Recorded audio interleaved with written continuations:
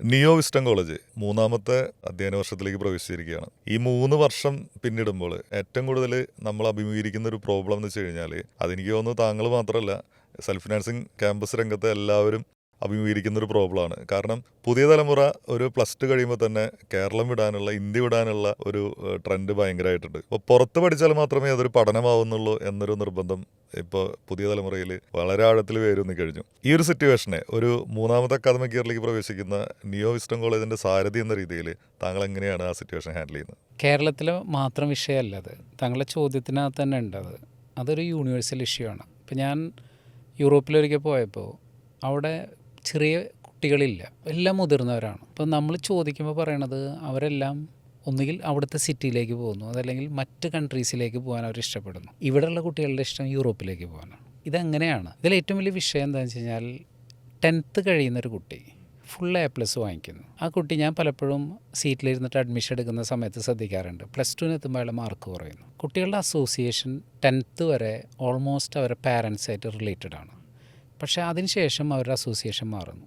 ഈ പ്രായം ശരിക്കും പറഞ്ഞാൽ ഒരു ഫാൻറ്റസിയുടെ സമയമാണ്. ഞാനിതിനെ നോക്കി കാണുന്ന ഒരു ഡിഫറെൻറ്റ് വേലാണ്. കാരണം 95% ആളുകളും ജീവിതത്തിൽ അവരുടെ ലൈഫ് എൻഡിലേക്ക് എത്തുമ്പോൾ കാര്യമായി ഒന്നും നേടാതെ പോകുന്നു എന്ന് നമ്മളുടെ എല്ലാവരുടെയും ലൈഫിലേക്ക് എടുത്തു നോക്കിയാൽ കാണാൻ പറ്റും. അതിൻ്റെ മെയിൻ റീസൺ ഞാൻ കാണുന്ന അവരുടെ പഠനകാലം ഏത് രീതിയിൽ അത് യൂസ് ചെയ്തു എന്നുള്ളതാണ്. സ്റ്റാർട്ടിംഗ് പോയിന്റിൽ വരുന്ന വ്യത്യാസമാണ്. ഫാൻറ്റസിയുടെ പുറകെ പോകുന്നു. ഇവിടുത്തെ കുട്ടികൾ പലപ്പോഴും ബാംഗ്ലൂർ പോകുന്നു, അതല്ലെങ്കിൽ മറ്റ് പല സെൻറ്റേഴ്സിൽ പോകുന്നു. എത്ര പേര് അതിനകത്തുനിന്ന് സക്സസ്ഫുള്ളായി അവർ ലൈഫ് കരിയർ ബിൽഡ് ചെയ്തു എന്നുള്ളതിൻ്റെ ട്രാക്ക് നമ്മൾ ആരെങ്കിലും എടുക്കുന്നുണ്ടോ? ഇല്ല. അവിടെയാണ് ക്വസ്റ്റ്യൻ. കേരളത്തിൽ തന്നെ പഠിച്ച് സാധാരണ സ്കൂളുകളിൽ പഠിച്ചിട്ടുള്ള എത്രയോ ആളുകൾ നമ്മളുടെ കേരളത്തിന് പുറത്തു പോയി ഇന്ന് ലോകം അംഗീകരിക്കുന്ന പല സ്ഥാപനങ്ങളുടെയും CEO അതല്ലെങ്കിൽ അതിൻ്റെയൊക്കെ ഏറ്റവും വലിയ ഹെഡായിട്ട് മാറുന്നു. ഇതിനകത്ത് കുട്ടികൾക്ക് കൊടുക്കേണ്ട ഏറ്റവും വലിയൊരു പോയിൻ്റ് ഞാൻ മനസ്സിലാക്കുന്നത് അവരുടെ +2 കാലഘട്ടം, അത് കഴിഞ്ഞ് 24 വയസ്സ് വരെയുള്ളൊരു കാലഘട്ടം, ഇത് കൃത്യമായിട്ട് മോണിറ്റർ ചെയ്യാൻ പറ്റിയാൽ, കൃത്യമായിട്ട് അവർക്കൊരു മെൻറ്റർഷിപ്പ് കിട്ടിയാൽ അവർക്ക് വലിയ മിറാക്കിൾ ഉണ്ടാക്കാൻ പറ്റും. ലൈഫ് കിടക്കുന്നത് 24 ശേഷമുള്ള 60 വയസ്സ് വരെയുള്ള കാലഘട്ടമാണ്. ആ സമയത്തേക്കുള്ള കറക്റ്റ് ഇൻവെസ്റ്റ്മെൻറ്റാണ് ഈ 24 വയസ്സിന് മുന്നേ ഉള്ള സമയം. അവിടെയാണ് കേരളം ഇന്ന് നിൽക്കുന്ന ഏറ്റവും പോസിറ്റീവായൊരു സൈഡുണ്ട്. മറ്റ് പല സംസ്ഥാനത്തില്ലാത്ത ഓപ്പറേഷൻ തൂഫാൻ പോലുള്ള കാര്യങ്ങൾ, മയക്കുമരുന്നിനെതിരെയുള്ള ശക്തമായ നിലപാടെടുക്കുന്ന ഒരു സംവിധാനം. സ്വാഭാവികമായിട്ടും ഏറ്റവും സേഫസ്റ്റ് പ്ലേസ് ഇന്ന് ഞാൻ മനസ്സിലാക്കിയെടുത്തോളം കേരളം തന്നെയാണ്. കേരളമാണ്. ഇപ്പം നിയോ വിസ്റ്റം കോളേജിനെ സംബന്ധിച്ച് ഒരു വലിയ റീബർത്തായിരുന്നു സംഭവിച്ചത്. കാരണം വിസ്റ്റം കോളേജ് എന്ന പേരിൽ ഒരു വലിയ ഫ്ലാഷ് ബാക്ക് സ്റ്റോറി നമുക്കുണ്ടായിരുന്നു. അങ്ങനെയുള്ള ഫ്ലാഷ് ബാക്ക് സ്റ്റോറി എന്ന് പറയുമ്പോൾ ഒരു സിനിമയായിട്ട് തന്നെ സങ്കല്പിക്കുകയാണെങ്കിൽ ആ സിനിമയുടെ തുടക്കം വളരെ ഗംഭീരമായിരുന്നു. പക്ഷേ ഇൻ്റർവെല്ലിനോടനുബന്ധിച്ച് ഭയങ്കരമായിട്ടുള്ള ഒരു നെഗറ്റീവ് വൈബിലേക്ക് ഈ സ്ഥാപനം, ഈ സംരംഭം എത്തിച്ചേരുന്നു. പിന്നെ വേണമെങ്കിൽ നമുക്ക് ആ സിനിമ അവിടെ വെച്ചിട്ട് എങ്ങനെയും തട്ടിക്കൂട്ടി അതിനെ അവസാനിപ്പിക്കാം. പക്ഷേ അതിന് പകരം കൃത്യമായിട്ട് സെക്കൻഡ് ഹാഫ് നമ്മൾ പ്ലാൻ ചെയ്ത് അതിനെ ഒരു ഷുവർ ഹിറ്റ് സിനിമയാക്കണം എന്നുള്ളൊരു നിശ്ചയദാർഢ്യത്തോടു കൂടിയിട്ടാണ് പിന്നീട് നമ്മൾ ആ സിനിമയെ നമ്മൾ സമീപിക്കുന്നത്. അതുപോലെ തന്നെയാണ് സിനിമയുടെ നമ്മളൊരു എക്സാമ്പിൾ പറഞ്ഞു എന്നുള്ളൂ. അപ്പോൾ ഇത്രയും ഒരു ഡെഡ്ലി ലൈനിൽ നിൽക്കുന്ന ഒരു സംരംഭത്തെ കൃത്യമായൊരു മിഷനും പ്രീ പ്ലാൻഡായിട്ട് ചെയ്തുകൊണ്ട് ഒരു മൂന്നാമത്തെ വിജയവർഷത്തിലേക്ക് നമ്മൾ പ്രവേശിക്കുമ്പോൾ ഇങ്ങനെ ഒരു ഡിസിഷനിലുള്ള ഒരു തോട്ടും കാര്യങ്ങളൊക്കെ എങ്ങനെയായിരുന്നു സംഭവിച്ചത്? ക്യാമ്പസ് എൻ്റെ ബിൽഡിങ്ങിലേക്ക് വരുന്നത് ഒരു 10-14 വർഷങ്ങൾക്ക് മുന്നെയാണ്. അത് യാദൃശ്ചികമായിട്ട് വന്നതല്ല. സത്യം പറഞ്ഞാൽ ഞാൻ അവരെ ഇൻവൈറ്റ് ചെയ്ത് എൻ്റെ പഴയ വീട് റീവർക്ക് ചെയ്ത് അതിനെ കോളേജാക്കി മാറ്റുക ചെയ്ത്. അത്രയ്ക്കും എനിക്കിഷ്ടമാണ് കുട്ടികൾ പഠിക്കുന്ന ഒരു സംവിധാനം. അതിനേക്കാൾ വലിയ ഒരു അച്ചീവ്മെൻറ്റ്സ് ലൈഫിൽ ഇല്ലയെന്ന് വിശ്വസിക്കുന്ന ഒരാളാണ്. അതായത് ഒരു കുടുംബത്തിനെ നമ്മൾ കൃത്യമായ രീതിയിൽ ഉയർത്താൻ സഹായിക്കുന്ന ഒരു സംവിധാനത്തിൻ്റെ ഭാഗമാവുക എന്നുള്ളത്. കഴിഞ്ഞ 14 വർഷമായിട്ട് ഞാനിതിൻ്റെ കൂടെ നിശബ്ദമായിട്ട് ഇതിൻ്റെ എല്ലാ പ്രവർത്തനങ്ങളും നോക്കിക്കാണുന്ന ഒരാളാണ്. പക്ഷേ പലവട്ടം നമ്മളുടെ കാഴ്ചപ്പാടുകൾ അവരോട് ഷെയർ ചെയ്യാറുണ്ട്. ഒരു സമയത്ത് അത് വളരെ ഭംഗിയായിട്ട് കൊണ്ടുപോയിരുന്നൊരു ക്യാമ്പസാണ്. പക്ഷേ ആ സമയം നോക്കിയാൽ കേരളത്തിലെ അല്ലെങ്കിൽ നമ്മളുടെ തൃശ്ശൂർ ജില്ലയിൽ നമ്മളറിയുന്ന പല സെൻറ്റേഴ്സും ഇതുപോലെ വളരെ മനോഹരമായിരുന്നു. കാലഘട്ടം അതിനെ മാറ്റിമറിച്ചു എന്ന് വേണമെങ്കിൽ പറയാം. ആ മാറുന്നതിനനുസരിച്ച് അവർക്ക് മാറാൻ പറ്റാത്തത് കൊണ്ട് കൂടിയായിരിക്കും. ഞാൻ പലപ്പോഴും എൻ്റെ രീതിയിൽ എൻ്റെ പരിമിതമായ അറിവ് വെച്ചിട്ട് ഞാൻ പറയാറുണ്ട്, നിങ്ങൾ ഇങ്ങനെ ചെയ്ത് നോക്കൂ, അല്ലെങ്കിൽ ഇതൊരിക്കലും നിങ്ങൾ നിരാശപ്പെടരുത്, ഇതിന് വേറൊരു മുഖമുണ്ട്. എഡ്യൂക്കേഷൻ എന്ന് പറയുന്നത് നീഡാണ്. പക്ഷേ അതിന് ഡിമാൻഡ് ചെയ്യുന്നത് പല കാലഘട്ടത്തിലും പല രീതിയിലാവും. നിങ്ങൾ അതിലേക്ക് സ്വിച്ച് ചെയ്യൂ. പക്ഷേ അവരുടെ ഒരുപാട് വർഷമായപ്പോൾ ഉണ്ടായ മടുപ്പാണോ, അതല്ലെങ്കിൽ അവരുദ്ദേശിച്ച രീതിയിലുള്ള മറ്റ് പല ബിസിനസ്സിലും കാണുന്ന നേട്ടം ഇതിനകത്ത് ഇല്ലാഞ്ഞിട്ടാണോ, എന്തോ അത് കൊളാപ്സായി. കൊളാപ്സായതിനു ശേഷം രണ്ടാമത് നമ്മൾ ഏറ്റെടുക്കുന്നതിൻ്റെ സമയം, ആ സമയത്ത് എൻ്റെ മുന്നിൽ എനിക്ക് എങ്ങനെ വേണേലും ചെയ്യാം. കാരണം അതൊരു ഹോസ്പിറ്റലോ ക്ലിനിക്കോ വെൽനസ് സെൻറ്ററോ അതല്ലെങ്കിൽ ലോഡ്ജോ, ഗുരുവായൂർ ബേസ് ചെയ്തിട്ടുള്ള ലോഡ്ജോ ഹോട്ടലോ എന്ത് വേണേലും ആക്കാൻ പറ്റുന്ന രീതിയിലാണ് ഞാൻ അതിൻ്റെ ബിൽഡിംഗ് അന്നേ പണിതിട്ടുള്ളത്. പക്ഷേ എനിക്ക് വിദ്യാഭ്യാസ മേഖലയിൽ തന്നെ സ്റ്റിക്ക് ചെയ്യണം എന്നൊരു വലിയ ആഗ്രഹം ഉണ്ടായിരുന്നു. ആ ആഗ്രഹത്തിൻ്റെ പുറത്താണ് അത് നമ്മൾ വേറെ രീതിയിലേക്ക് കൊണ്ടുവന്നത്. അതെൻ്റെ തോട്ടാണ്. കാരണം ഞാൻ കണ്ട് ശീലിച്ചിട്ടുള്ള സംവിധാനം പഴയതും തമ്മിലുള്ള വ്യത്യാസം ഒരു മാറി നിൽക്കുന്ന ഒരാൾക്ക് പെട്ടെന്ന് കുറേ കാര്യങ്ങൾ മനസ്സിലാവും. നമ്മളൊരു വിഷയത്തിൽ ഇൻവോൾവ് ചെയ്ത് നിൽക്കുമ്പോൾ നമ്മൾ അതിൻ്റെ ഉള്ളിൽ തന്നെ നിന്ന് ചിന്തിക്കും.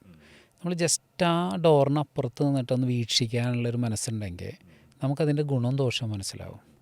എൻ്റെ അടുത്ത് പല ആളുകളും ചോദിക്കും, എന്ത് വിഡ്ഢിത്തം കാണിക്കുന്നത്? സെൽഫ് ഫിനാൻസിങ് കോളേജുകൾ വരെ ഭയങ്കര നഷ്ടത്തിലാണ്. ആ സമയത്ത് ഇങ്ങനൊരു സംരംഭം, ഇത്രയും വലിയൊരു മുതൽ മുടക്ക്, പഴയ ക്യാമ്പസ് അല്ല അത്, അവിടെ IT പാർക്ക് വരുന്നു, ഒരുപാട് ചേഞ്ചാണ്. AC ക്ലാസ് റൂംസ്, അങ്ങനെ ഓരോ മേഖല നോക്കിയാലും അതിനകത്തൊക്കെ മാറ്റങ്ങളാണ്. അപ്പോൾ ആളുകൾ പലപ്പോഴും എന്നോട് ചോദിക്കുന്നുണ്ട്, എന്തിനാണ് ഇത്രയും വലിയ വിഡ്ഢിത്തം ചെയ്യുന്നതെന്ന്. പക്ഷേ ഇതെൻ്റെ പാഷനാണ്. ആ പാഷൻ എനിക്ക് മുന്നേ ഉള്ളത് കൊണ്ടാണ് പാവറട്ടിയിലെ ഒരു 3-ാം നിലയുടെ മുകളിലുണ്ടായിരുന്ന ഒരു ക്യാമ്പസിനെ സ്വന്തം വീട്ടുമുറ്റത്തേക്ക് അതിനെ അങ്ങനെ മാറ്റിയത്. അന്നേ എനിക്ക് ഇത്തരം ഒരു സംവിധാനത്തിനോട് ഭയങ്കര ഒരു ക്രേസ് ഉണ്ടായിരുന്നു. ക്രേസ് തന്നെയാണ് എന്നെ ഡ്രൈവ് ചെയ്യുന്നത്. ഒരുപാട് വർഷങ്ങളായിട്ട് നമ്മൾ പാരൻസിൻ്റെ ഇടയിലാണെങ്കിലും അതുപോലെ തന്നെ സ്റ്റുഡൻസിൻ്റെ ഇടയിലാണെങ്കിലും ഉള്ള വലിയൊരു ക്വസ്റ്റ്യനാണ്, സെൽഫ് ഫിനാൻസിങ് കോളേജുകളിൽ നിന്നൊക്കെ പഠിക്കുന്ന കുട്ടികൾക്ക് അവരുടെ സർട്ടിഫിക്കറ്റിന് വാല്യൂ കുറവാണ്. എയ്ഡഡ് കോളേജിൽ പഠിക്കുകയും അവിടെ നിന്ന് പഠിച്ചിറങ്ങുമ്പോൾ ലഭിക്കുന്ന ഒരു സർട്ടിഫിക്കറ്റിനാണ് നമ്മുടെ നാട്ടിലാണെങ്കിലും പുറത്താണെങ്കിലും വിലയുള്ളൂ എന്നൊരു വലിയ തോട്ട് അവരുടെ മനസ്സിലുണ്ട്. പക്ഷേ ഒരു സ്വകാര്യ കലാലയം ഒരു 3 വർഷമായിട്ട് റൺ ചെയ്യുന്ന ഒരാളെന്ന രീതിയിൽ ഇത്തരം സിറ്റുവേഷനെ താങ്കൾ എങ്ങനെയാണ് നോക്കിക്കാണുന്നത്? ഈ തെറ്റിദ്ധാരണ എല്ലായിടത്തും ഉണ്ട്, വിദ്യാഭ്യാസ മേഖലയിൽ മാത്രമല്ല. പക്ഷേ ലോകം വളരെ ശക്തമായ രീതിയിൽ മാറിയിരിക്കുന്നു. കോവിഡിന് മുന്നേയുള്ള കാലഘട്ടം, കോവിഡിന് ശേഷമുള്ള കാലഘട്ടം രണ്ടും രണ്ടാണ്. അത് നമ്മൾക്ക് എത്ര വിസിബിളായിട്ട് ഫീൽ ചെയ്യുന്നു എന്നുള്ളത് അറിയില്ല. പക്ഷേ ലോകം അത്ര ഫാസ്റ്റാണ്. സർട്ടിഫിക്കറ്റിന് ഇന്ന് നിങ്ങൾ ഓക്സ്ഫോർഡിൽ പഠിച്ചാലും നിങ്ങൾ ഗാന്ധി യൂണിവേഴ്സിറ്റി പഠിച്ചാലും ആ പേപ്പറിനപ്പുറത്ത് ആ ഇരിക്കുന്ന വ്യക്തി ആ സ്ഥാപനത്തിന് യൂസ്ഫുള്ളാണെന്നുള്ളതാണ് അവരുടെ ഫസ്റ്റ് ചോയ്സ്. തീർച്ചയായിട്ടും ആ സ്കില്ലാണ്, അയാളുടെ എബിലിറ്റിയാണ്. ഒരു പ്രോബ്ലം എങ്ങനെ സോൾവ് ചെയ്യാൻ പറ്റും, ഒരു ഇഷ്യൂ റേസ് ചെയ്യപ്പെട്ട് കഴിഞ്ഞാൽ അവിടെ എങ്ങനെയാണ് അയാൾ ബിഹേവ് ചെയ്യുന്നത്, ഒരു ക്രിയേറ്റീവ് തിങ്കറാണോ, അയാൾക്ക് സർട്ടിഫിക്കറ്റ് അപ്പുറത്തിരിക്കും, അയാളവിടെ പ്ലേസ്ഡ് ആവും. ഇതാണ് ലോകം. അതില്ലാത്തൊരു സ്ഥലം സർക്കാർ ഓഫീസുകൾ മാത്രമായിരിക്കും. അവിടെ ചിലപ്പോൾ നമ്മൾ സർട്ടിഫിക്കറ്റ് അത് അങ്ങനെ അവരെ ഞാൻ മോശക്കാരായിട്ട് കാണില്ല. കാരണം ഞാനിപ്പോൾ ഒരു സർക്കാരിൻ്റെ ഒരു സിസ്റ്റത്തിനോടൊപ്പം സഞ്ചരിക്കുമ്പോൾ എനിക്ക് മനസ്സിലാക്കാൻ പറ്റിയ കാര്യമുണ്ട്. പറയാൻ പറ്റാത്തതുകൊണ്ടല്ല, ഞാൻ പഠിച്ചൊരു കാര്യമുണ്ട്. അവരൊത്തിരി കഷ്ടപ്പെട്ട് പഠിച്ചിട്ട് PSC എഴുതി വരുന്ന ഒരാളെ നമ്മൾ റെസ്പെക്റ്റ് ചെയ്തേ പറ്റുള്ളൂ. പലപ്പോഴും എനിക്ക് തോന്നിയിട്ടുള്ളത് അവർക്ക് കിട്ടുന്ന റെസ്പെക്റ്റ് കിട്ടാത്തത് കൊണ്ടാണ് അവരിങ്ങനെ ബിഹേവ് ചെയ്യുന്നതെന്നാണ്. രാത്രി 8 മണി വരെയൊക്കെ വർക്ക് ചെയ്യുന്ന പല സർക്കാർ ഉദ്യോഗസ്ഥരുണ്ട് കേട്ടോ. അതൊരു വേറെ വശമാണ്, എൻ്റെ അനുഭവമാണ് ഞാൻ പറയുന്നത്. പക്ഷേ ഇപ്പോൾ ആളുകൾ നോക്കുന്നത് നിങ്ങളുടെ കഴിവിനെയാണ്. നിങ്ങൾക്ക് എങ്ങനെ ഒരു വിഷയത്തെ മുന്നോട്ട് കൊണ്ടുപോകാൻ പറ്റും. തീർച്ചയായിട്ടും സർട്ടിഫിക്കറ്റിന് വാല്യൂ ഇല്ല എന്നല്ല എൻ്റെ അർത്ഥം, വാല്യൂ ഉണ്ട്. ഇത് ഒരു തെറ്റിദ്ധാരണയാണ്. നമ്മൾ കൊടുക്കുന്ന സർട്ടിഫിക്കറ്റ് ഗവൺമെൻറ് അംഗീകൃത സർട്ടിഫിക്കറ്റാണ്, ഈക്വൽ വെയിറ്റേജാണ്. ഞാൻ റിപ്പീറ്റ് ചെയ്ത് പറയുന്നു, ഈക്വൽ വെയിറ്റേജാണ്. കുട്ടികളെ തെറ്റിദ്ധരിപ്പിക്കുന്നതാണ്. ഇതിനകത്ത് 2-3 വിഷയങ്ങളുണ്ട്. ഇപ്പം നമ്മളെ ക്യാമ്പസിനെ സംബന്ധിച്ച് പറയുകയാണെങ്കിൽ ആ ക്യാമ്പസിൽ വരുന്ന കുട്ടികളെല്ലാം പേഴ്സണലി എനിക്കറിയാൻ പറ്റും. ഞാൻ അവരെ മാക്സിമം ഗൈഡ് ചെയ്യുന്നുണ്ടാവും, അതല്ലെങ്കിൽ അവരൊരു സിസ്റ്റത്തിലേക്ക് പ്ലഗ് ചെയ്യുന്നുണ്ടാവും. പുറത്തെവിടെയെങ്കിലും പോയി പഠിക്കുന്ന കുട്ടി എന്ന് പറഞ്ഞു കഴിഞ്ഞാൽ അവർക്കൊരു രജിസ്ട്രേഷൻ ID ഉണ്ടാവും ആ ക്യാമ്പസിൽ. ആ IDയിലാണ് അവരറിയപ്പെടുക, എവിടെയോ ഉള്ളൊരു കുട്ടി. അപ്പോൾ കൃത്യമായൊരു മോണിറ്ററിങ് അവിടെ നിന്ന് കിട്ടുകയും, ന്യൂ വിസ്റ്റം എന്ന് പറയുന്നത് ശരിക്കും പറഞ്ഞാൽ കേരളത്തിൻ്റെ ഒരു ഫ്യൂച്ചർ മോഡൽ ഞാൻ പറയാം. അതായത് നിങ്ങൾ ശ്രദ്ധിച്ചോളൂ, അടുത്ത 1-2 വർഷത്തിൻ്റെ ഉള്ളിൽ പല ക്യാമ്പസുകളും ഈ സിസ്റ്റത്തിലേക്ക് വരും. നമ്മളത് അഡ്വാൻസ് ആയിട്ട് ചെയ്യുന്നത് മാത്രമേ ഉള്ളൂ. അതൊരു ബിസിനസ് സ്കൂളാണ്, അതല്ലെങ്കിൽ പ്യൂർലി ഒരു ഫിനിഷിങ് സ്കൂളാണ്. ആ ക്യാമ്പസിനകത്തേക്ക് ഒരു കുട്ടി വരുമ്പോൾ ആ കുട്ടി എന്താവാൻ വേണ്ടിയാണ് ആഗ്രഹിക്കുന്നത്, ആ മേഖലയിലേക്ക് കൃത്യമായ കുട്ടീനെ കൈപ്പിടിച്ച് അതിനകത്തേക്ക് കൊണ്ടുപോകുന്നതാണ് ന്യൂ വിസ്റ്റത്തിൻ്റെ ഡ്യൂട്ടി. അത് എൻറ്റയർലി മറ്റ് സെൽഫ് ഫിനാൻസിങ് കോളേജുകളായിട്ടോ മറ്റ് എയ്ഡഡ് സിസ്റ്റങ്ങൾക്ക് ഒപ്പമായിട്ടോ കമ്പാരിസൺ പോലും ഇല്ലാത്തതാണ്. തികച്ചും ഡിഫറെൻ്റ് ആയിട്ടുള്ളൊരു ഐഡിയോളജിയാണ്. സർട്ടിഫിക്കറ്റിൻ്റെ ഒരു വാല്യൂവിനൊപ്പം തന്നെ താങ്കളും താങ്കളുടെ സ്ഥാപനവും ആ സർട്ടിഫിക്കറ്റ് നൽകുന്ന കോഴ്സിന്, ആ കോഴ്സ് പഠിച്ചിറങ്ങുന്ന ഒരു കുട്ടിക്ക്, ഒരു വിദ്യാർത്ഥിക്ക് അയാൾ എത്രത്തോളം ആ ഒരു സർട്ടിഫിക്കറ്റിന് കേപ്പബിൾ ആണെന്നുള്ളൊരു തോട്ട് കൂടി പങ്കുവയ്ക്കുന്നുണ്ട്. അതായത് വർക്ക് ഇൻ്റഗ്രേറ്റഡ് ക്യാമ്പസ് എന്ന് വേണമെങ്കിൽ പറയാം. അതായത് ഒരു കുട്ടി പഠിക്കാൻ ആഗ്രഹിക്കുന്ന സബ്ജക്റ്റ് എന്താണോ ആ സബ്ജക്റ്റിൻ്റെ ഇൻഡസ്ട്രി ആ കോളേജുമായിട്ട് കണക്റ്റഡ് ആണ്. അയാളത് എക്സ്പീരിയൻസ് ചെയ്തുകൊണ്ടാണ് അവിടുന്ന് പഠിച്ചിറങ്ങുന്നത്. പഠിച്ചിറങ്ങുമ്പോൾ തന്നെ അയാളെ കൊണ്ടുപോകാൻ അവിടെ ആളുകൾ റെഡിയാവുന്ന രീതിയിലാണ് നമ്മളവരെ പിക്ക് ചെയ്യുന്നത്. ഒരു പക്ഷേ ദൈവസഹായം ഉണ്ടായാൽ വലിയ മിറാക്കിൾ ഉണ്ടാക്കാൻ പറ്റുന്ന, അതല്ലെങ്കിൽ എന്നേക്കാൾ നന്നായി ചെയ്യാൻ പറ്റുന്ന ആളുകൾ ഇത് അപ്ലൈ ചെയ്യാൻ വരും കാലങ്ങളിൽ കാണാൻ സാധിക്കും എന്നാണ് ഞാൻ വിശ്വസിക്കുന്നത്. ഏത് രീതിയിലാണെങ്കിലും എനിക്ക് കുട്ടികൾ നന്നായിരിക്കണം എന്ന് തന്നെ ആഗ്രഹമുള്ളൂ. നമ്മളെ ക്യാമ്പസിലൂടെ വേണമെന്നൊന്നുമില്ല. പലപ്പോഴും ഞാൻ ആളുകളോട് സംസാരിക്കുമ്പോൾ എൻ്റെ ക്യാമ്പസ് എന്നുള്ള രീതിയിലല്ല, ഓരോ ഇൻഡസ്ട്രിയും ഏതാണോ സ്യൂട്ടബിൾ അത് നിങ്ങൾ ചൂസ് ചെയ്യൂ. നിങ്ങൾക്ക് ഓക്കെ ആണെങ്കിൽ അതിനകത്ത് ഇന്ന ഫ്യൂച്ചർ ഉണ്ട് എന്ന് പറഞ്ഞു കൊടുക്കുന്നൊരു രീതിയാണ് എനിക്കുള്ളത്. എല്ലാവരും പഠിക്കുന്ന ഒരു കോഴ്സ് തിരഞ്ഞെടുക്കുക, അത് പഠിക്കുക, അതിൻ്റെ സർട്ടിഫിക്കറ്റ് വാങ്ങുക എന്നുള്ളതിനപ്പുറം കൃത്യമായിട്ട് കരിയറിൽ ഫോക്കസ്ഡ് ആയിട്ടുള്ളൊരു സ്റ്റുഡൻസാണ് ഇപ്പോഴത്തെ ഒരു തലമുറ. അപ്പോൾ അവരെ സംബന്ധിച്ച് ഈ കോഴ്സ് പഠിച്ചിറങ്ങിയതിന് ശേഷം എത്രയും പെട്ടെന്നൊരു ജോലിക്ക് കയറുന്നതിനുള്ള ഒരു സപ്പോർട്ടിംഗ് സിസ്റ്റം നിയോ വിസ്റ്റം കോളേജിൻ്റെ ഭാഗത്തുനിന്ന് എങ്ങനെയാണ്? ഇപ്പോൾ ക്യാമ്പസ് പ്ലേസ്മെൻറ്റ് ഉണ്ടാവാം, അതല്ലെങ്കിൽ അതിനപ്പുറത്ത് ഇപ്പോൾ അവർ പുറത്ത് പോകുന്നു, അപ്പോൾ നമ്മുടെ വേറെ ഏതെങ്കിലും തരത്തിലുള്ള സപ്പോർട്ടിംഗ് സിസ്റ്റം ഒക്കെ അതിന് വേണ്ടിയിട്ട് നിലവിലുണ്ടോ? ക്യാമ്പസ് ഇൻ്റർവ്യൂ അതല്ലെങ്കിൽ ക്യാമ്പസ് സെലക്ഷൻ എല്ലാ കോളേജുകളും പറയുന്നൊരു കാര്യമാണ്. അതിനപ്പുറത്തേക്ക് അത് കുറച്ചും കൂടെ ക്രിയാത്മകമായിട്ട് എങ്ങനെ ചെയ്യാൻ പറ്റുമെന്നാണ് ഞാൻ ചിന്തിച്ചത്. നമ്മൾ ആ ഇൻഡസ്ട്രിയെ ക്യാമ്പസിനകത്തേക്ക് അതല്ലെങ്കിൽ ആ സിസ്റ്റത്തിനകത്തേക്ക് പ്ലഗ് ചെയ്തു. അതാണ് ഏറ്റവും വലിയ പ്രത്യേകത. ഇപ്പോൾ ഞാനൊരു ഉദാഹരണം പറയാം. മെഡിക്കൽ കോഡിംഗ് എന്ന് പറഞ്ഞിട്ടൊരു കോഴ്സുണ്ട്. ക്വാളിറ്റിയുള്ള കോഴ്സാണ്. പുറത്ത് പോയാലും വാല്യൂ ഉള്ള ഒരു കോഴ്സാണ്. കുറേ കുട്ടികളെ ഞാൻ കാണാറുണ്ട് ഈ കോഴ്സ് പഠിച്ചിട്ട് ചുമ്മാ നടക്കുന്നത്. ഇവിടെ അതല്ല. ഇവിടെ നിങ്ങൾ അവിടുന്ന് പഠിക്കുന്നു. തൊട്ടപ്പുറത്തെ റൂമിൽ നിങ്ങളെ അവിടെ ഇരുന്ന് ഇൻറ്റേൺഷിപ്പ് എടുക്കും. UAE ബേസ്ഡ് ഇൻറ്റേൺഷിപ്പ് കിട്ടും. പിന്നെ ആ ഇൻറ്റേൺഷിപ്പ് കഴിഞ്ഞാൽ അവിടെ തന്നെ ജോലിയാണ്. നിങ്ങൾക്കൊരു നല്ല ഒരു ജോലി കിട്ടുന്നത് വരെ അവിടെ നിങ്ങൾക്ക് ജോലിയുണ്ട്. ഒരു ഇൻഡസ്ട്രിയെ കണക്ട് ചെയ്യുന്നു ക്യാമ്പസ്. ഇതുപോലെയാണ് അവിടെ ഹെൽത്ത് കെയറിൽ തന്നെ 2 ഹോസ്പിറ്റൽസാണ്. ഹയാത്ത് ഹോസ്പിറ്റൽ, ദൃശ്യം ഐ കെയർ ഹോസ്പിറ്റൽ. അതല്ലെങ്കിൽ ഈവൻ ടെക്നിക്കൽ കോഴ്സ് പഠിക്കണമെന്ന് ആഗ്രഹിക്കുന്ന കുട്ടികൾക്ക് AC റെഫ്രിജറേറ്റർ അല്ലെങ്കിൽ മൊബൈൽ, ഇതെല്ലാം പഠിക്കുമ്പോൾ അതാത് ഇൻഡസ്ട്രികളാണ് കണക്ട് ചെയ്തിട്ടുള്ളത്. ഏവിയേഷൻ ലോജിസ്റ്റിക്സ് ആണെങ്കിലും എല്ലാം MNCകൾ പോലും നമ്മളായിട്ട് അസോസിയേറ്റ് ചെയ്തിട്ടുണ്ട്. അപ്പോൾ ആ രീതിയിൽ ഒരു ഇൻഡസ്ട്രി കൊളാബ് ചെയ്തിട്ടുള്ള ക്ലാസ് റൂം ടു ഇൻഡസ്ട്രി എന്നുള്ളൊരു ഫോക്കസിൽ വർക്ക് ചെയ്യുന്നൊരു സെൻറ്ററാണ്. ഒരു 1000-2000 പേര് ഒരുമിച്ച് വലിയ രീതിയിൽ ഒരു ബിസിനസ്സായി കണ്ടുകൊണ്ട് പഠിപ്പിക്കുന്നൊരു സംവിധാനമല്ല നിയോ വിസ്റ്റത്തിനുള്ളത്. ലിമിറ്റഡ് നമ്പർ അവരെ പ്ലേസ്ഡ് ആക്കുക, അവരെ കുടുംബം ഹാപ്പി ആയിട്ടിരിക്കുക, അവരുടെ മുഖത്തെ സന്തോഷം കാണുക. ഇതാണ് നമ്മളെ ലക്ഷ്യം. അതിനെല്ലാം അവിടെ സെറ്റാണ്. നമ്മുടെ ഒരു വിഷനും മിഷനും ആ ഒരു കാര്യത്തിൽ കൃത്യമായിട്ട് അതിൻ്റെ പുറകെ ഉണ്ട്. താങ്കൾ തന്നെ പല വീഡിയോസിലും ഞാൻ പറയുന്നത് കേട്ടിട്ടുണ്ട്, സ്കൂൾ കാലഘട്ടത്തിൽ സ്റ്റുഡൻസിന് അവരുടെ പാരൻസ് ആയിട്ടുള്ള ഒരു അസോസിയേഷൻ വളരെയധികം സുദൃഢമായിരിക്കും. അവരെന്ത് പഠിക്കണം, ഏത് സ്കൂളിൽ ചേരണം എന്നുള്ള കാര്യങ്ങളൊക്കെ അവരുടെ പാരൻസ് ഇടപെടും. പക്ഷേ ഒരു കോളേജ് ടൈം ആകുമ്പോൾ, പ്രത്യേകിച്ച് ഇപ്പോഴത്തെ ജനറേഷൻ്റെ ഇടയിൽ, അവർ ഏത് കോളേജിൽ ചേരണം, ഏത് കോഴ്സ് തിരഞ്ഞെടുക്കണം എന്നുള്ളതിലൊക്കെ ഫുൾ ഡിസിഷൻ മേക്കേഴ്സ് അവർ തന്നെയാണ്. സ്റ്റുഡൻസുമായിട്ടുള്ള ഒരു ഹെൽത്തി റിലേഷൻഷിപ്പ് ഇത്തരം ഒരു സ്ഥാപനം ഡ്രൈവ് ചെയ്യുന്ന ഒരാളെന്ന രീതിയിൽ താങ്കൾ എങ്ങനെയാണ് നോക്കിക്കാണുന്നത്? 3 ടൈപ്പിലുള്ള കുട്ടികളെ നമ്മൾ കാണാറുണ്ട്. ഒന്ന് ഭയങ്കര സ്പാർക്കുള്ളവരാണ്. അതായത് അവർക്ക് തന്നെ അറിയാം ഞാൻ ഇന്ന റൂട്ടിൽ പോകണം, ഇന്നത് പഠിക്കണം. രണ്ടാമത്തെ ഒരു വിഭാഗം പാരൻസ് എന്ത് പറയണോ അതിനനുസരിച്ച് ഡ്രൈവ് ചെയ്യുന്നു. മൂന്നാമത്തത് ഏറ്റവും ഡേഞ്ചറാകുന്ന അവിടെയാണ് അവരുടെ ഫ്രണ്ട്സ്. ആ ഫാൻറ്റസി ലോകത്തുള്ള എൻ്റെ സ്നേഹിതൻ പഠിക്കാൻ പോകുന്നത് ഇതാണ്, അത് തന്നെ ഞാനും പഠിക്കാം. ആ രീതിയിൽ ഒഴുക്കിനൊപ്പം സഞ്ചരിക്കുന്ന കുട്ടികൾ ശരിക്കും വിജയിക്കാൻ പോകുന്നത് ആ സ്പാർക്കുള്ള കുട്ടികളാണ്. അവർക്കൊരു കൃത്യം ഫോക്കസ് ഉണ്ട്. അൺഫോർച്ചുനേറ്റ്ലി ആ നമ്പർ അതിനകത്ത് വളരെ കുറവാണ്. ഇതിലെ ഏറ്റവും ഇൻട്രസ്റ്റിംഗ് പാർട്ട് എന്താണെന്നറിയോ? പല കോഴ്സുകളും ഇപ്പോൾ പുതിയതായിട്ട് വന്നതാണ്. ഇത് പഴയ കാലത്തെ പാരൻസിന് അറിയില്ല. വലിയൊരു വിഷയമുണ്ട്. അപ്പോൾ അവരെന്ത് ചെയ്യും? കുട്ടികൾക്ക് വിട്ടുകൊടുക്കും. അത് കാലഘട്ടത്തിൻ്റെ ഒരു വലിയ മാറ്റത്തിൻ്റെ സമയമാണ്. അത് കോവിഡിന് ശേഷം വന്നിട്ടുള്ള വലിയ ചേഞ്ചാണ്. ആ ചേഞ്ചിനകത്ത് നിസ്സഹായരാണ് പാരൻസ്. പക്ഷേ കുട്ടികളിൽ ശ്രദ്ധിക്കേണ്ട ഒരു ഭാഗമുണ്ട്. ഞാൻ എപ്പോഴും ഉറച്ച് വിശ്വസിക്കുന്നൊരു ഭാഗമുണ്ട്. അതവരെ ക്യാരക്ടർ മോൾഡിങ് ആണ്.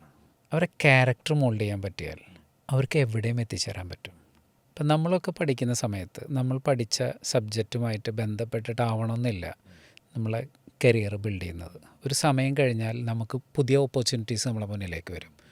അത് ഗ്രാസ്പ് ചെയ്യണമെന്നുണ്ടെങ്കിൽ അയാളുടെ തിങ്കിങ് ലെവൽ, അയാളുടെ ബ്രെയിൻ അത് അഡോപ്റ്റ് ചെയ്യുന്ന സിസ്റ്റം, ഇതിനൊക്കെ പരുവപ്പെടുന്ന ഒരു pH ബാലൻസ് അയാളുടെ ബോഡിയിൽ ഉണ്ടാവണം. ഇത് ഏറ്റവും എളുപ്പത്തിൽ പഠിക്കാൻ പറ്റുന്നത് കലാലയത്തിൽ നിന്ന്. അസോസിയേഷൻ വലിയൊരു ഘടകമാണ്. കുട്ടികളുടെ അസോസിയേഷൻ ആരുമായിട്ടാണ്, അത് മോൾഡ് ചെയ്യാൻ പറ്റിയാൽ ഒട്ടുമിക്ക ക്യാമ്പസുകളിലെ അവിടുത്തെ മെൻറ്റേഴ്സിനോ അതല്ലെങ്കിൽ ആ ഒരു സിസ്റ്റത്തിനോ ശ്രദ്ധിക്കാൻ സമയമോ താല്പര്യമോ ഇല്ലാത്ത വിഷയമാണ്. ഞാൻ ഏറ്റവും കൂടുതൽ ശ്രദ്ധിക്കാൻ ഇഷ്ടപ്പെടുന്നത് കുട്ടികളുടെ ക്യാരക്ടർ ബിൽഡ് ചെയ്യാനാണ്. അത് ബിൽഡ് ചെയ്യപ്പെട്ടാൽ അയാൾ എന്ത് പഠിച്ചാലും അയാൾ രക്ഷപ്പെടും. ഫോർ എക്സാമ്പിൾ 25,000 രൂപയ്ക്ക് ഡോക്ടറായിട്ടിരിക്കുന്ന MBBS കഴിഞ്ഞ ആളുകളെ കാണാം. 10 ലക്ഷം രൂപയ്ക്കും ഇരിക്കുന്ന ഡോക്ടേഴ്സിനെ കാണാം. ആൾക്ക് കൊടുത്ത എഡ്യൂക്കേഷൻ സെയിമാണ്, പക്ഷേ അയാൾ അതിനെ നോക്കിക്കണ്ടതും അയാൾ അതിനകത്ത് ഇൻവോൾവ് ചെയ്തതും മറ്റ് പല ഘടകങ്ങളും എല്ലാം കണക്ട് ചെയ്യുമ്പോൾ അത് ഫ്ലറിഷ് ചെയ്യും. അതിനകത്ത് ഇതെന്ത് കണക്ട് ചെയ്യണമെങ്കിലും, ഒരു കുട്ടിയാണെങ്കിലും ഒരു മനുഷ്യനാണെങ്കിലും ക്യാരക്ടർ വലിയൊരു ഘടകമാണ്. ക്യാരക്ടർ ബിൽഡ് ചെയ്യുക എന്നുള്ളതാണ് ന്യൂസ്റ്റത്തിൻ്റെ ഏറ്റവും പ്രഥമ പരിഗണന. ഒരു പൊതുപ്രവർത്തനം എന്ന രീതിയിൽ താങ്കളുടെ ലൈഫ് മിക്കപ്പോഴും ഒരു ഓപ്പൺ ബുക്കാണ്. ആ പുസ്തകം വായിക്കുന്ന തൊട്ടടുത്തുള്ള ഒരു മനുഷ്യരെ സംബന്ധിച്ച് താങ്കളെ വളരെ കൃത്യമായിട്ട് അറിയാം. കാരണം താങ്കൾ കുറേ കാര്യങ്ങൾ നടപ്പിലാക്കും എന്ന് പറയുന്നതല്ല, അതെല്ലാം ചെയ്ത് അതിൽ സക്സസ് ആയിട്ടൊരു വ്യക്തി കൂടിയാണ്. വാഗ്ദാനങ്ങൾക്കപ്പുറം കുറേ കാര്യങ്ങൾ താങ്കൾ നടപ്പിലാക്കിയിട്ടുണ്ട്. അതുപോലെ തന്നെ നമ്മളൊരു കലാലയത്തിന് നമ്മളൊരു റീബർത്ത് കൊടുത്തു. കുറേ കാര്യങ്ങൾ അവിടുത്തെ പുതിയ വിദ്യാർത്ഥികൾക്ക് നടപ്പിലാക്കി കൊടുക്കുമെന്ന് പറഞ്ഞു. അത് ഒരു ടിക്ക് മാർക്ക് ഇടാൻ പറ്റുന്ന രീതിയിൽ ഒരു ലിസ്റ്റ് ഔട്ട് ചെയ്യുകയാണെങ്കിൽ ഈ കഴിഞ്ഞ 2.5 വർഷം കൊണ്ട് എന്തൊക്കെ കാര്യങ്ങൾ അവിടെ ചെയ്തെടുക്കാനായിട്ട് സാധിച്ചു? പാവറട്ടി പോലത്തെ ഒരു സാധാരണ ഒരു സ്ഥലം, അവിടെ ഒരു IT പാർക്ക് വരിക എന്നുള്ളത് ആളുകൾ ചിന്തിക്കാത്തൊരു കാര്യവും ഒരു പക്ഷേ ഞാൻ ആരും പറയണ കേട്ടിട്ടില്ല. നമ്മളത് യാഥാർത്ഥ്യമാക്കാനുള്ള കാര്യങ്ങൾ ചെയ്തു. അതിന് വലിയൊരു ഇൻവെസ്റ്റ്മെൻറ്റ് നടത്തി അത് നമ്മളെ ക്യാമ്പസിൽ കൊണ്ടുവന്നു. ഒരു പക്ഷേ ഇരിങ്ങാലക്കുട ക്രൈസ്റ്റ് കോളേജ് കഴിഞ്ഞാൽ നമ്മളെ ക്യാമ്പസിലാണ് ഒരു IT പാർക്ക് പോലത്തെ ഒരു സംവിധാനം ഉള്ളത്. ഒരു ചെറിയ തിയേറ്റർ അടക്കമുണ്ട്. ന്യൂസ്റ്റം ക്യാമ്പസ് സ്റ്റാർട്ട് ചെയ്തിട്ട് 3 വർഷം ആയിട്ടേ ഉള്ളൂ. അവിടെ ക്യാമ്പസ് സെലക്ഷന് വേണ്ടി അശോക് ലൈലൻഡ്, ടാറ്റ ഇലക്ട്രോണിക്സ് പോലുള്ള കമ്പനികളുടെ റെപ്രസെൻറ്റേറ്റീവ് ആയിട്ടുള്ള ആളുകൾ വന്നു. ക്യാമ്പസ് സെലക്ഷൻ നടന്നു. നമ്മൾ ഐഫോണൊക്കെ മേക്ക് ചെയ്യുന്ന കമ്പനിയിലേക്ക് പോലും നമ്മളെ കുട്ടികളെ സെലക്ട് ചെയ്തു. വലിയ സന്തോഷമാണ് അതൊക്കെ. ഒരുപാട് വിപ്ലവകരമായ മാറ്റങ്ങൾ അതിനകത്ത് നടക്കുന്നുണ്ട്. എഡ്യൂക്കേഷൻ സിസ്റ്റം എന്ന് പറയുന്നത് 1, 2, 3 എന്ന് പറയുന്ന പോലെ നമുക്ക് കണ്ണടച്ച് തുറക്കുമ്പോൾ അതിൻ്റെ വലിയ മാറ്റങ്ങൾ കാണാൻ സാധിക്കില്ല. ക്ഷമ വേണം. നടത്തുന്ന ആൾക്കും എല്ലാവർക്കും ക്ഷമ ആവശ്യമുള്ളൊരു മേഖലയാണ്. ഞാൻ ഭയങ്കര ക്ഷമാശീലനാണ് എന്നാണ് പൊതുവെ എൻ്റെ ധാരണ. നല്ലത് സംഭവിക്കും. ഇപ്പോൾ കോവിഡ് കാലത്ത് നമുക്ക് ഓൺലൈൻ ക്ലാസ്സുകൾ വലിയ അനുഗ്രഹമായിരുന്നു. പക്ഷേ അതിനുശേഷം കോവിഡൊക്കെ മാറി നമുക്ക് ഓഫ്ലൈൻ ക്ലാസ്സുകൾ തിരിച്ചു വന്നാൽ മതിയെന്ന് പേരൻസൊക്കെ ആഗ്രഹിച്ചു. കാരണം ഓൺലൈനിലൊരിക്കലും നമ്മൾ കുട്ടികൾക്ക് ടീച്ചേഴ്സിൻ്റെ കയ്യിൽ നിന്ന് കിട്ടുന്ന ഒരു മെൻറ്ററിങ് അല്ലെങ്കിൽ അവർക്ക് കിട്ടുന്ന ഒരു കൃത്യമായൊരു ഗൈഡൻസ് അതൊരിക്കലും ഒരു ഓൺലൈൻ ക്ലാസ് നമുക്ക് കിട്ടുകയില്ല. അപ്പോൾ നിയോ വിസ്റ്റത്തിൻ്റെ ഒരു ക്ലാസ്സുകളെല്ലാം തന്നെ കൃത്യമായിട്ട് പ്ലാൻ ചെയ്ത് നയിക്കുന്ന ഒരാളെന്ന രീതിയിൽ ഈ ഒരു സിറ്റുവേഷൻ എങ്ങനെയാണ് താങ്കൾ നോക്കിക്കാണുന്നത്? ഓൺലൈൻ ഓഫ്ലൈൻ എന്ന് പറയുന്നത് ഒരു കോമൺ തിങ് ആണെന്ന്. പക്ഷേ ഞാൻ എപ്പോഴും കുട്ടികൾ പലപ്പോഴും ഓൺലൈൻ മതി എന്ന് ചിന്തിക്കുന്ന കുട്ടികളുണ്ട്. കുട്ടികളത് എക്സ്പീരിയൻസ് ചെയ്യണം. ഓഫ്ലൈൻ അതല്ലെങ്കിൽ ക്യാമ്പസ് എക്സ്പീരിയൻസ് ചെയ്യണം ലൈഫിൽ. അതൊരുപാട് അവരുടെ ജീവിതത്തിൽ പിന്നീട് ഗുണം ചെയ്യും. ഓൺലൈൻ വേറൊരു പ്ലാറ്റ്ഫോമാണ്. ഞാൻ മനസ്സിലാക്കുന്നത് കുറച്ചും കൂടെ മുതിർന്ന ആളുകൾ എന്തെങ്കിലും തരത്തിൽ അവരുടെ ജീവിതത്തിൽ അടുത്തൊരു ഹയർ ലെവലിലേക്ക് പോകണം. അങ്ങനെയുള്ള ആളുകൾക്ക് ഇനിയും പഠിക്കേണ്ടതുണ്ട്. അതല്ലെങ്കിൽ ബിസി ഷെഡ്യൂളുള്ള ഒരു വ്യക്തി, അവർക്ക് ഓൺലൈൻ ഓക്കെയാണ്. പക്ഷേ 20 വയസ്സ് വരെയുള്ള കുട്ടികൾ, ഞാൻ പറയാം, അവർ ഗ്രൗണ്ടിൽ പോയി കളിക്കണം, അല്ലെങ്കിൽ അവർ ഫിസിക്കൽ എക്സസൈസ് ചെയ്യണം. അവരുടെ ബോഡിയും ബ്രെയിനും ഒരേപോലെ ആക്റ്റീവ് ആവുന്നൊരു സമയമാണ്. അവർ ക്യാമ്പസ് എക്സ്പീരിയൻസ് ചെയ്യണം. ക്യാമ്പസ് ലൈഫിൽ നിന്ന് മാറി നിൽക്കരുതെന്നാണ് എൻ്റെ ഒപ്പീനിയൻ.